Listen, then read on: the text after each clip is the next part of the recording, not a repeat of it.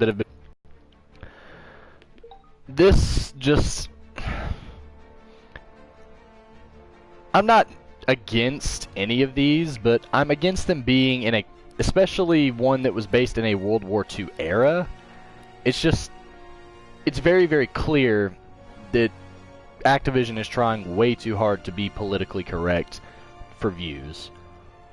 Seeing as how they're completely historically inaccurate, not including any swastikas in the game, making all kinds of people fighting on the German army, the American army.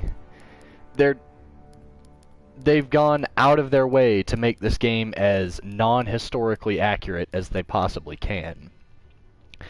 And I mean, they're definitely doing something different, but is this really the direction in which Call of Duty is going? I don't understand why they added these flags in. I don't understand what they hope to gain from this. And I like how, just to keep the ignorant from realizing their pride flags, they didn't name them by their actual names. Like, they named them Flag A, Flag B, Flag C, and Flag D. They put them in the game, but they're not acknowledging that they're pride flags. So, I don't understand why they're even here if they're not even... If they're going to put them in the game, they may as well just be completely open and, like, show that they've put these in the game. And why they chose only these four, I think that's bisexual, gay, trans, and, I don't know.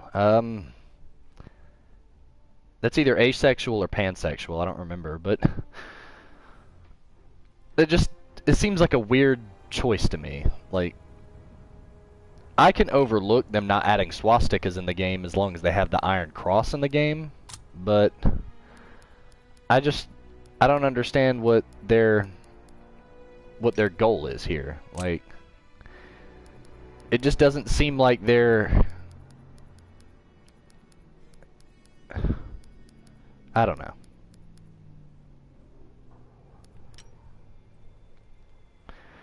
It's just something that really... It's just something that just doesn't seem like it belongs in a Call of Duty game. It's just taken me a bit to try to figure out exactly why they chose the designs they did. But here's also a look at the females in not just infantry, but airborne infantry. That's just... I mean, they've had females in Call of Duty since Advanced Warfare, so... No, Ghosts, I'm sorry. And the game for a while, it just seems wrong to put them in a World War II game. Like, I could understand including them in games about modern warfare or future warfare, because women are allowed into infantry divisions of the military, along with every other division of the military, unlike in World War II, where there were very few, if any, women. I understand that there were women helping the military by, like, in construction plants and factories, but there weren't that many, if any, in the military itself. And I don't know. They just seem like they went out of their way in this game to, like, ignore history. They were trying, in their advertisement, to bring back the nostalgia of the World at War and the original Call of Duty games. However, in reality, they haven't really appealed to anybody. Like, this game is getting very bad reviews, but that's a Call of Duty game, so that is to be expected. But it just doesn't... It doesn't bring back what it was supposed to be. It was supposed to be like a return to the gritty World War II era. And overall, from what I've seen in the campaign, they've done that.